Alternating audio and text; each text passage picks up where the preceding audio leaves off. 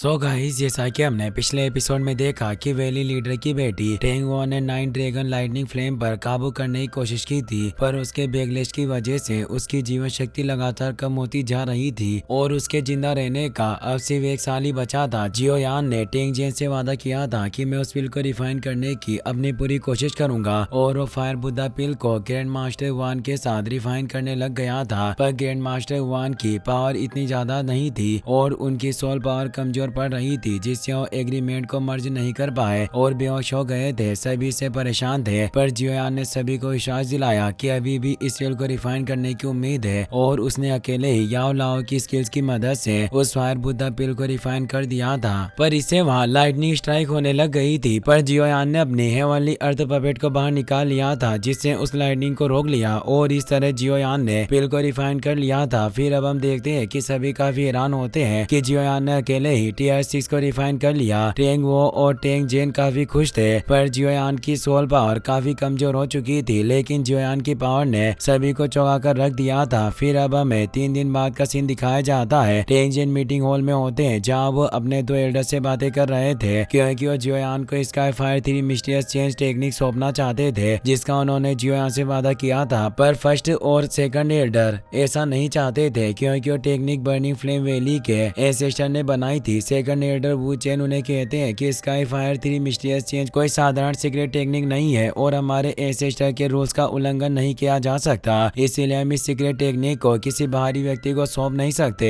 Tang जेन कहते हैं कि हमारे सेक्ट पहले से ही उस लिटिल फ्रेंड यान जियो से सहमत हो चुका है और उसने टीयर 7 की पिल को रिफाइन करके मेरी बेटी की जान बचाई और हमने पहले यान जियो की शर्तों को स्वीकार कर लिया था। पर अब आप ये शब्द कह रहे हो, इसका मतलब ये है कि आप मुझे अपने वचन की कह रहे हो। टेन यून भी जियोयान को लेकर वहाँ आ रही थी, क्योंकि अब उसकी यान जियो से अच्छी दोस्ती हो गई थी। वो अपने डैड और एल्डर की बात सुनकर परेशान होती है। तभी टेन जेन भी देखते हैं कि जियोयान वहाँ रहा है, वो उसे देखकर खुश होते हैं। जियोयान उन्हें रेस्पेक्ट देता है तो उसे ऐसा करने से मना करते हैं और पूछते हैं कि तुम्हारी रिकवरी कैसी चल रही है। जियोयान कहता है कि मेरे साथ कुछ भी गंभीर नहीं हुआ और मेरी पावर अब पूरी तरीके से रिकवर हो चुकी है, पर उनकी चिंता के लिए उन्हें थैंक्स कहता है। तभी फर्स्ट एल्डर जियोयान से कहते हैं कि क्या तुम यान जियो हो? कुछ समय पहले मैं सेंट्रल प्लेन के नॉर्दर्न रीजन की एक ट्रिप पर गया था। मैंने एक अनफेमिलियर यंग लड़के की विंड लाइटनिंग पवेलियन के साथ फाइट के बारे में सुना। वो लड़का इतना ज्यादा पावरफुल था कि वो अकेले ही विंड लाइटनिंग पवेलियन में घुस गया, यहाँ तक कि उसे 4 ग्रेड पवेलियन मीटिंग में भी उसने हिस्सा लिया और विंड लाइटनिंग पवेलियन की डिसेबल फेंकिंगर को भी हरा दिया। पर जल्दी में वो वहाँ से निकल गया था। उस लड़के का नाम जियोयान था। क्या ऐसा हो सकता है कि जियोयान और यान जियो एक ही इंसान हो? टेंग जेन भी ये सुनकर थोड़ा हैरान हो जाते हैं और सोचते हैं कि यान जियो जियोयान का उल्टा नाम है। जियोयान मुस्कुराने लगता है और कहता है कि फर्स्ट एल्डर आपने बिल्कुल सही अंदाजा लगाया, मैं वास्तव में जियोयान ही हूँ, पर मैं बाहर घूमता हूँ तो मैं अपना चेहरा कवर कर लेता हूँ ताकि कोई मुझे पहचान ना पाए और मेरी फैमिली और दोस्तों के लिए परेशानी पैदा ना हो। इस मास्क की वजह से मेरे पास प्रोटेक्शन की एक और एक्स्ट्रा लेयर होती है, लेकिन अगर फर्स्ट एल्डर मेरे चेहरे और पहचान को छुपाने को पसंद नहीं करते तो मुझे अपने मास्क को हटाने में कोई आपत्ति नहीं होगी और मैं अपने फेस को अनकवर कर लूंगा। और अब वो अपने मास्क को हटा लेता है। यह देखकर टेन वो भी हैरान होती है। सेकंड एल्डर जियोयान से कहता है कि अगर तुम्हारा हमारे सेक्ट में आने का कोई बुरा इरादा नहीं था तो फिर तुम इतने सीक्रेट तरीके से क्यों काम कर रहे थे? तुमने विंड लाइटनिंग पवेलियन से दुश्मनी मोल ली क्योंकि तुमने उनकी 3000 लाइटनिंग मूवमेंट की प्रैक्टिस की और अब तुम मेरी बर्निंग फ्लेम वैली की स्काई फायर 3 मिस्टीरियस चेंज को भी हासिल करना चाहते हो। क्या तुम एक लालची इंसान नहीं हो जो दूसरे सेट की फाइट टेक्निक को हासिल करने में रुचि रखता हो? टेंग वो गुस्से में सेकंड एल्डर को चुप रहने को कहते हैं और बताते हैं कि लिटिल फ्रेंड जियोयान मेरी बर्निंग फ्लेम वैली का मेहमान है, इसलिए आप दोनों एल्डर जियोयान से बात करते वक्त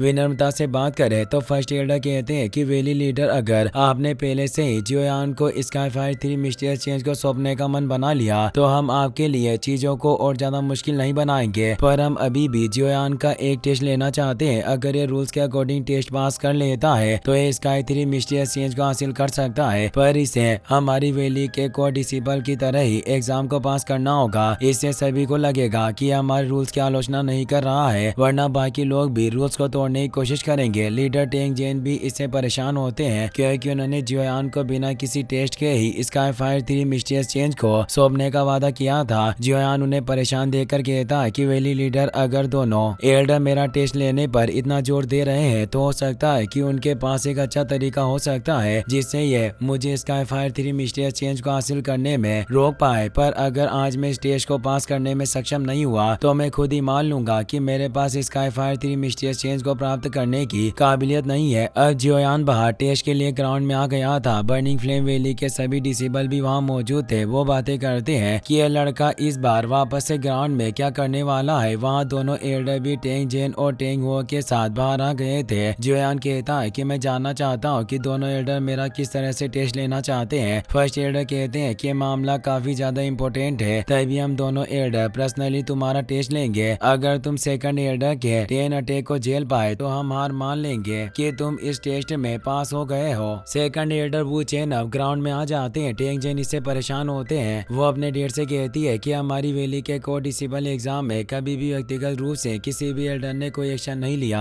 तो क्या ये दोनों एल्डर जियोयान के साथ ज्यादा शक्ति से पेश नहीं आ रहे? क्योंकि सेकंड एल्डर वू चेन की power 8 star fight ancestor level पर पहुंच चुकी है। जियोयान टेंगो से कहता है कि यंग लेडी, आपको मेरी चिंता करने की कोई जरूरत नहीं है। मेरे लिए मैटर नहीं करता कि मुझसे फाइट करने वाला कितना पावरफुल है। अगर मैं स्काई फायर 3 मिस्टीरियस चेंज को हासिल करना चाहता हूँ तो मैं कितने भी कठिन टेस्ट से गुजरने के लिए तैयार हूँ। सेकंड एल्डर हंसते हुए कहते हैं कि वाकई तुम काफी ज्यादा घमंडी हो। देखता हूँ कि तुम कितने पावरफुल हो। और वो तेजी से जियोयान पर अटैक करने आते हैं, पर जियोयान 3000 लाइटनिंग मूवमेंट की मदद से बच जाता है। एल्डर वू चेन कहते हैं कि एक आफ्टर इमेज था जो विंड लाइटनिंग पवेलियन की 3000 लाइटनिंग मूवमेंट से क्रिएट किया गया था। वास्तव में तुम्हारे पास कुछ स्किल्स है। जियोयान कहता है कि सेकंड एल्डर, आप काफी कुछ जानते हैं। वो वापस से जियोयान पर अटैक करने की कोशिश करता है, पर जियोयान अपनी लाइटनिंग मूवमेंट से बचने लगता है। तो सेकंड एल्डर अब प्योर यांग कॉटन हैंड को एक्टिवेट कर लेता है और उसे जियोयान को पकड़ने की कोशिश करता है, पर जियोयान अपनी लाइटनिंग मूवमेंट से उन हैंड से दूर हो रहा था। पर एक हैंड के अटैक से जियोयान दूर गिरने लगता है, पर जियोयान खुद को संभाल लेता है। टेंग हो जियोयान को हारता देखकर परेशान हो रही थी। सेकंड एल्डर जियोयान से कहता है कि तुम्हें मेरा ये हैंड मूव कैसा लगा? अगर तुम स्काई फायर 3 मिस्टीरियस चेंज को हासिल करने की जिद छोड़ दोगे तो मैं तुम्हें अपनी हाई रैंक की फाइट टेक्निक दे सकता हूँ। जियोयान पूरे जोश के साथ कहता है कि आओ और मुझसे फाइट करो। सेकंड एल्डर बोलता है कि तुम काफी जिद्दी हो। देखता हूँ कि तुम में से कब तक मेरे सामने टिके रह सकते हो। आज सब देखेंगे कि मेरी बर्निंग फ्लेम वैली की स्काई शेटिंग स्टोन स्टेप ज्यादा स्ट्रॉन्ग है या फिर विंड लाइटनिंग पवेलियन की 3000 लाइटनिंग मूवमेंट। और अब वो स्काई शेटिंग स्टोन स्टेप मूवमेंट को एक्टिवेट कर लेते हैं और जियोयान पर अटैक करने जाते हैं। जियोयान 3000 लाइटनिंग मूवमेंट से काफी तेजी से मूव कर रहा था। सेकंड एल्डर उसे किक करने की कोशिश करते हैं, पर जियोयान बच जाता है। जियोयान अब अपने रूलर को बाहर निकाल लेता है और अपने रूलर की 6 joint body flowing ruler technique के 6 जॉइंट फायर मूव को एक्टिवेट कर लेता है, जिससे वो सेकंड एल्डर पर अटैक करता है। पर सेकंड एल्डर अपने फायर अटैक से जियोयान के रूलर अटैक को नष्ट कर देते हैं। जियोयान कमजोर पड़ रहा था, तभी सेकंड एल्डर इस बात का फायदा उठाकर उस पर तेजी से अटैक करने आता है और कहता है कि क्या तुम इतना ही कर सकते हो? जियोयान अपने रूलर से उस पर अटैक करता है, पर वो बच जाता है और उस पर अपने हैंड से अटैक करके उसे दूर फ्लोटिंग स्टोन पर फेंक देता है। जियोयान शील्ड से उसके अटैक को रोकने की कोशिश करता है, पर second Elder 8 star fight ancestor होने से काफी पावरफुल था, जिससे वो उस शील्ड को तोड़ देता है और जियोयान को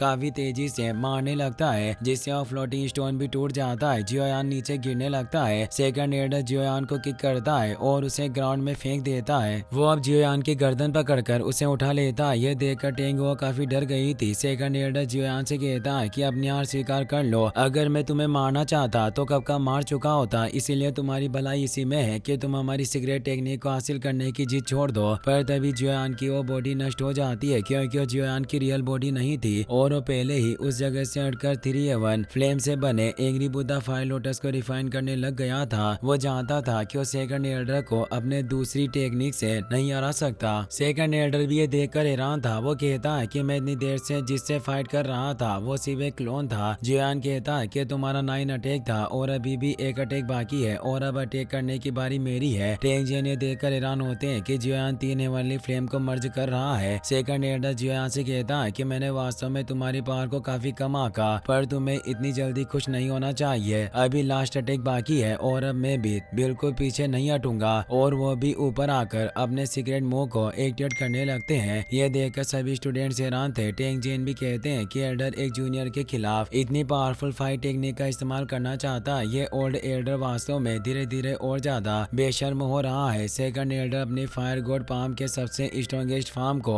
एक्टिवेट कर रहा था। फर्स्ट एल्डर भी ये देखकर परेशान हो रहे थे। जियोयान ने अपने 3 एवनली फ्लेम से बने फायर लोटस को पूरी तरीके से रिफाइन कर लिया था और अब सेकंड एल्डर भी फायर गॉड पाम के सुप्रीम फायर सील को एक्टिवेट करके जियोयान पर अटैक करते हैं। वो सुप्रीम फायर सील तेजी से जियोयान की तरफ बढ़ती है तो जियोयान भी उस पर अपने एंग्री बुद्धा फायर लोटस को छोड़ देता है। वो फायर लोटस और सुप्रीम फायर सील काफी पावरफुल थी और उन दोनों के टकराने से काफी तेज एनर्जी रिलीज होती है जो आसपास के पहाड़ों को भी नष्ट कर रही थी और अब उन दोनों टेक्निक से एक ब्लैक होल क्रिएट हो जाता है जिससे सेकंड एल्डर दूर गिर जाता है। जियोयान भी पीछे खिसकने लग गया था और अब वो ब्लैक होल अपने अंदर सभी चीजों को खींच रहा था। टेंजेन कहते हैं कि अगर मैंने अभी ऊपर जाकर इस सिचुएशन को नहीं संभाला तो बर्निंग फ्लेम वैली को इस ब्लैक होल के द्वारा पूरी तरीके से निगल लिया जाएगा और अब वो ऊपर जाकर अपनी पावर से वॉइड में एक पोर्टल खोल देता है और उस ब्लैक होल को उस वॉइड में भेज देते हैं। सभी स्टूडेंट और जियोयान भी ये देखकर हैरान थे।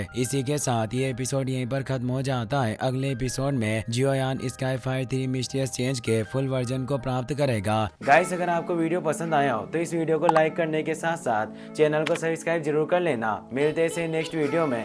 Thanks for watching.